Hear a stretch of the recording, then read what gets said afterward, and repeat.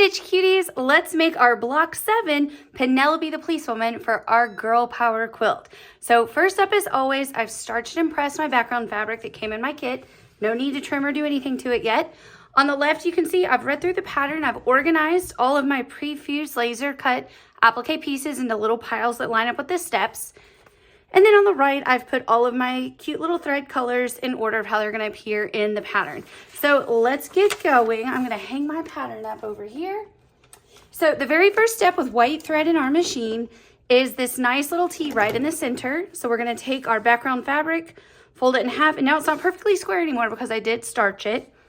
And one more time in half, so it's in quarters. And we're going to simply line it up right in the center of our hoop. And then you can use your sew tights or your 3M transport tape to go on and get this little guy secured. And we're going to use white thread for the first several steps. There's one step I'm going to make sure to point out because we actually are doing a little bit of white buttonhole stitching before we actually get to the steps where all the buttonhole stitching happens. It just was easier for you in your process of making it, so I digitized it that way. So without further ado, have the white thread on your machine and let's get started. Alrighty, so it's time to iron our first round of applique pieces in place. You can leave your tape or go on and take it off if you want. I'm going to take it off on the bottom so I don't iron on it while I'm putting my pieces in place. So first up, we're going to put piece number 1. You always put your pieces down, as you know, in numerical order. So we're going to start with number 1. The rectangle, which is the little pole of our stop sign. Then we're going to put the top of our stop sign, number 2. Wouldn't it be cute if stop signs really were like this little tone-on-tone polka dot?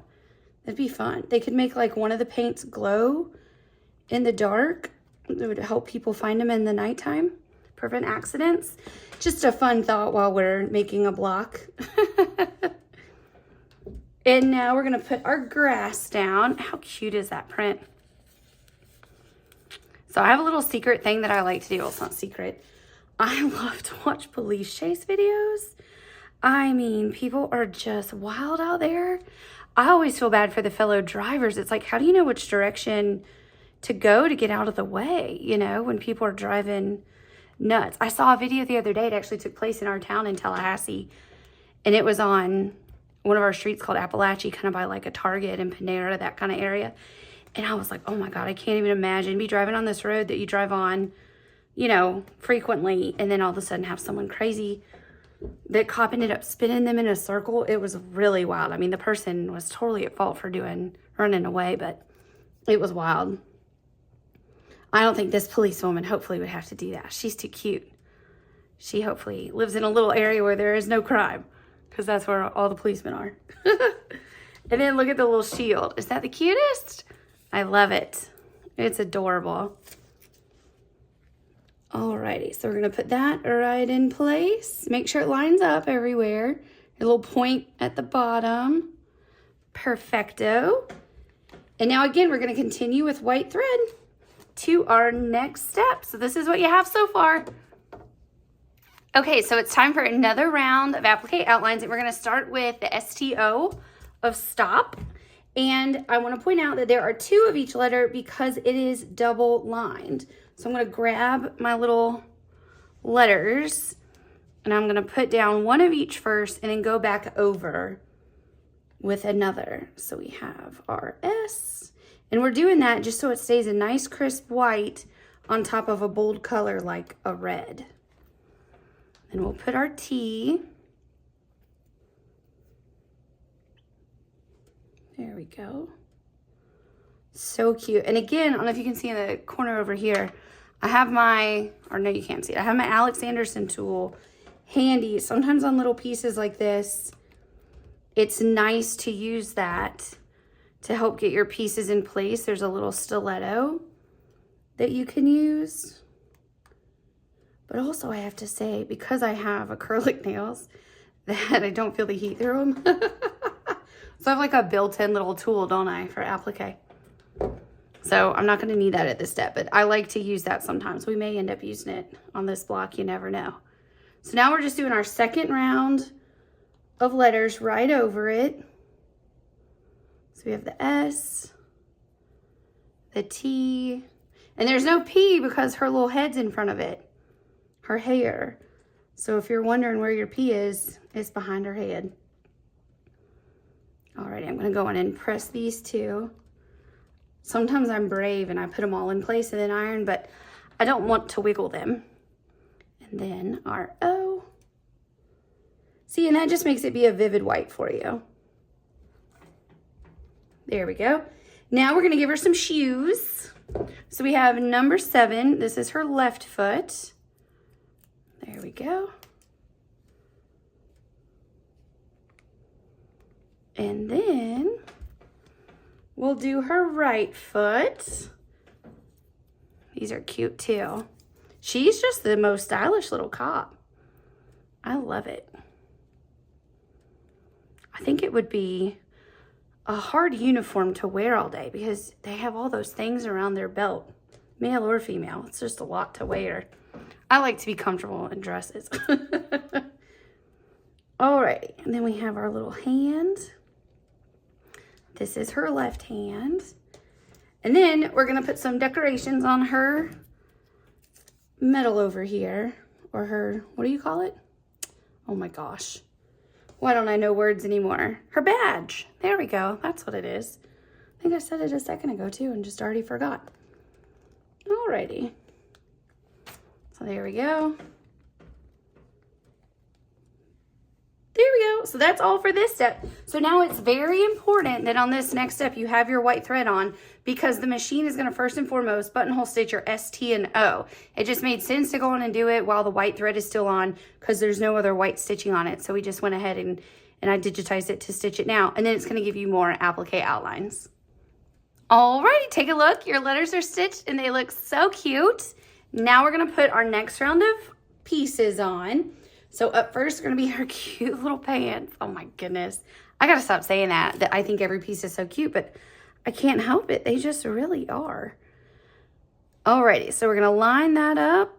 And you'll notice that this piece and then the top, her shirt, they line up exactly in the middle. I'll show you in just a second. Right along her little waistline is where the two pieces meet perfectly. They don't over or underlap on this particular piece because there's a belt covering. And again, y'all, look how cute. I would wear a shirt with that print. So cute. It'd be a really cute dress fabric too. When I was a kid, Mom would make clothes and I was like, oh my God, that's awful. And then now I'm like, how cool. I'd like custom clothes, you know? Pretty awesome. It's not very affordable to make your own clothes now, though. I think it's sometimes cheaper just to buy it already made, right? So you can see those just went right up next to each other. There we go. Wiggle it if you got it in the wrong spot. Looks so cute. And now we're going to give her a little star. I want to point out, I always like to remind that this is a little tip. If you have a piece that's like a flower or a star or something that might be hard to know what the top is because it all kind of looks alike on the sides, give yourself a little arrow. So I drew myself a little arrow so that I know that that is up. And I use you can use your placement guide or your reverse applique piece page to mark that. I typically line all my pieces up on my reverse applique piece page because your fusible side is up then and that's the side you're writing on, you know. So that's what I like to do. Okay, so there we go. Gosh, she needs a head, y'all. We have a headless policewoman. This isn't good. So in the next round, we still don't get a head. We get her little tie and stuff. We're getting there. We're going to start building her out hopefully soon. So let's go on to the next step. Alrighty, so let's iron on our next little round. We're kind of decking out the center of her outfit. So first up is her belt. There we go. Cute as can be. All right, and now we have little pockets on her shirt. 14 and 15 are the piece numbers. These are so cute, her little outfit. I'd wear it. There we go. So there's one pocket. I'm going to go on and put the other one down too. There we go. All right. A little press and a little press. And now we're going to put her tie on. Again, adorable fabric, y'all. This is fun. This quilt, I think we have over 100 different pieces of fabric that make the applique. Aren't y'all glad that we cut it all out for you? Like different SKUs in the, you know, different fabrics throughout the whole quilt, not just this block, obviously. Okay, so we have another round coming up. So this is where we're at. Alrighty, so let's give her a collar. And then the next step, I promise she's going to get ahead, y'all. It's driving me nuts that she's like a headless woman right now. She's coming. She's going to have a cute little face soon enough, y'all. And she has the cutest little glasses on. I think it's fun. Especially for a cop here in Florida, man. You got to have your sunglasses. Just walking outside the other day here at the office, I don't know why the sun was just so shiny. It's like you couldn't even look at the sidewalk. It was hurting your eyes.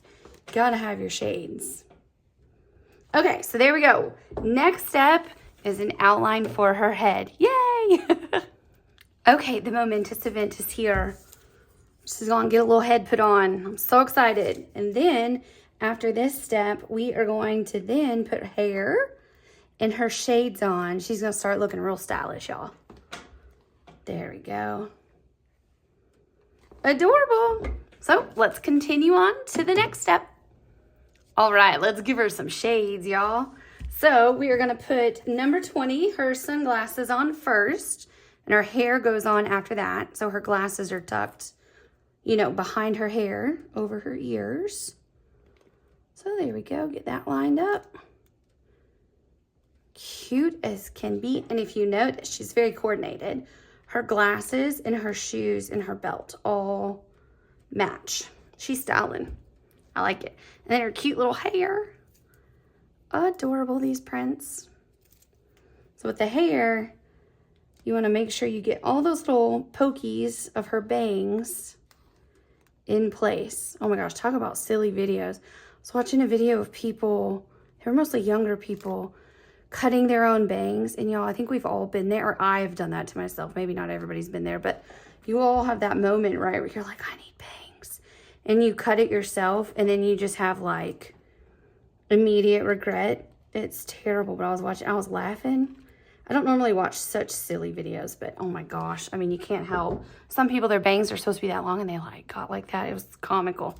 In any case, she's pulling off bangs the right way. So now we're going to continue on with another round. Okay, so now we are going to give her a hat, and then we have just one round of applique outlines after this, and that is for the little badge that goes on her hat. So we'll iron this down, and then after that, it's the fun part of watching our machine do all of our stitching for us. So let's keep going with that one more step. Alrighty, let's finish her up. So first up is the little gold band on her hat. There we go, get it right in place. And the gold goes just a smidge off both sides of the hat. A lot of times, you know, I have pieces line up perfectly. These intentionally go past, just letting you know.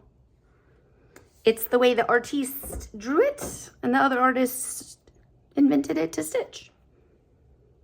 Alrighty, so there we go. Our last piece is ironed on. So let's take a look at what our hoop looks like.